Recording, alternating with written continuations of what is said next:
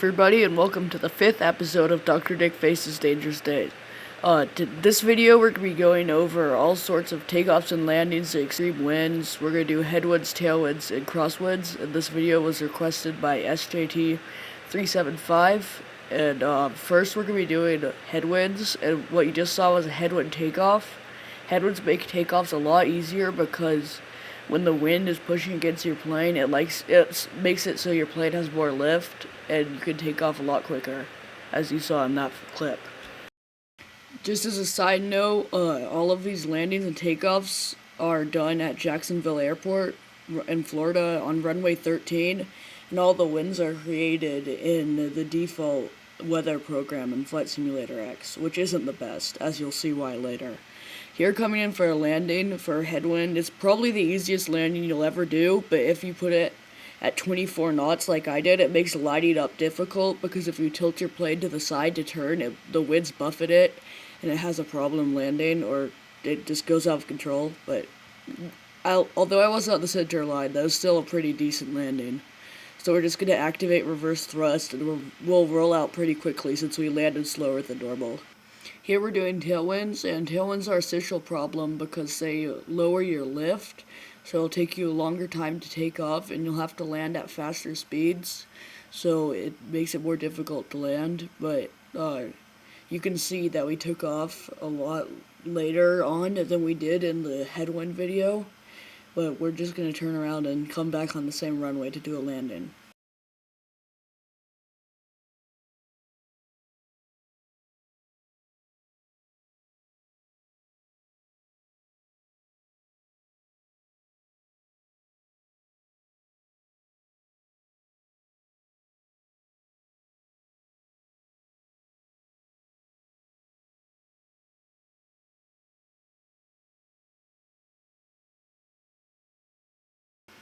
Here we're coming in for a tailwind landing. You have to come in too fast because the wind, as I mentioned earlier, lowers your lift, and it can create some problems. Looking back, I probably should have used an autopilot, but I decided to do a manual landing just so I could get the feel of how the plane flies in extreme winds. So that's a pretty decent landing, but then you have a problem because you landed at around 160 knots, or 160 knots relative speed, which is a bad landing, and so you keep rolling, and you have to activate extreme brakes to stop the plane in time, and I almost didn't make it, which is why you want to never ever land or take off in a tailwind. And here we are moving on to crosswinds, which I put at a direct 90-degree angle to the runway, so it's a pretty extreme crosswind. And it doesn't take that long to take off. It's more of a headwind than a tailwind, I think, but after you clear a certain altitude, your plane starts sliding dramatically in the direction of the wind, and you need to adjust your tail and your rolls to compensate for that. You can see that happening right here.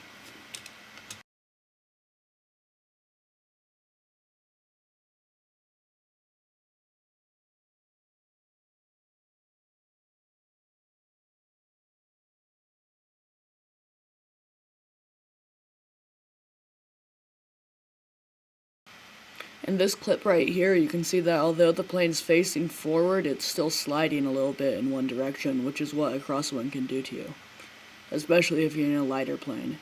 Here we're coming in for the crosswind landing. I would have liked to use ILS, I'm sure everybody would have, but I haven't seen an ILS or an auto land yet that can land in a crosswind. I don't think we'll ever develop one, so we're just going to have to rely on the pilot's skill for now, which in my case is not very much. This was an awful landing, but the problem here that you can see in a minute is when you descend below a certain altitude, the winds just stop. And then you have a plane that's facing direction and actually going that direction since there's no wind. And it's just really messed up. This would never happen in real life. It's not like you go lower and the winds stop unless you go underground. But then so you have to line back up with the runway, and then it makes an awful landing. It's probably something wrong that I did with setting up the flight or the weather, but if anyone could tell me how to fix this, that'd be great, because I don't really appreciate unrealism. But now we'll just deploy the spoilers and activate reverse thrust, and that'll make for a hard, a little bit rough, but survivable landing. And that brings us to the end of today's episode. I hope you learned something other than the fact that Microsoft failed to make weather work in Flight Simulator. I recommend Active Sky X or something to create your weather, because this is just pathetic. Anyway, next week we're going to be doing carrier landings revisited, but this time we're going to have a C-130. So that's going to be a challenge, so I need to go practice for that so I can make a decent video. See you later. Oh, one more thing. If you want to request a video, I'd be happy to do that. Just feel free to ask that in the comments section, or in whatever way you want, actually.